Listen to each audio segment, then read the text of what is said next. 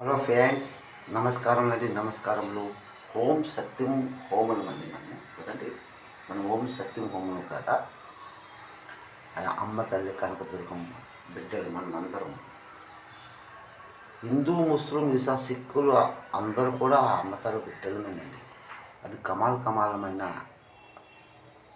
సత్యమైన మాటలండి ఇది. అది ఎలా అమ్మ కనకదుర్గమ్మ నీతో నాతో మనమందరితో ఎలా మాట్లాడుతుంది అమ్మ తల్లి. 9 అంకెల అంకితం.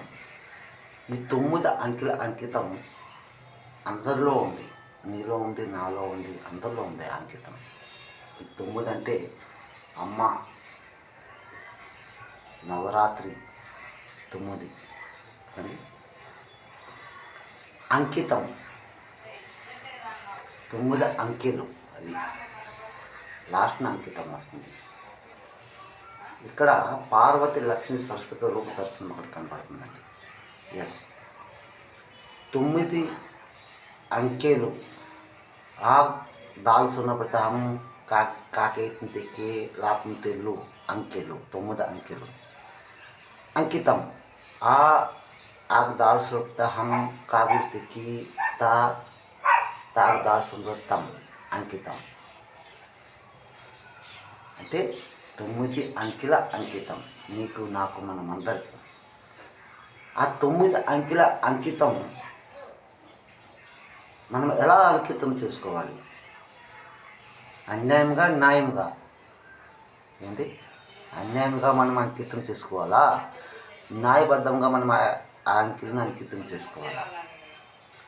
మనము న్యాయబద్ధంగా అంకితం చేసుకోవాలి. అప్పుడే మనలో ఖుషి ఆనందం సంతోషంలో మనం మునిగిపోతామండి.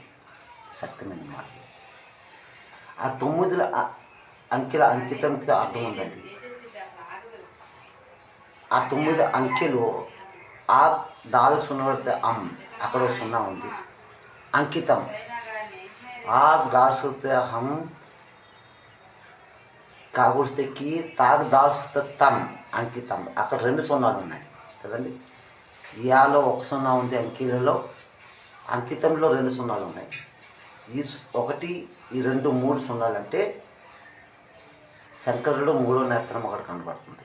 అంటే మనం అర్థం చేసుకోవాలి ఏమిటంటే బ్రహ్మం విష్ణు శంకరుడు ఆ రూప దర్శనము అమ్మ కనకదుర్గమ్మది. అక్కడ మనకు కనిపిస్తున్నాయి లేదండి.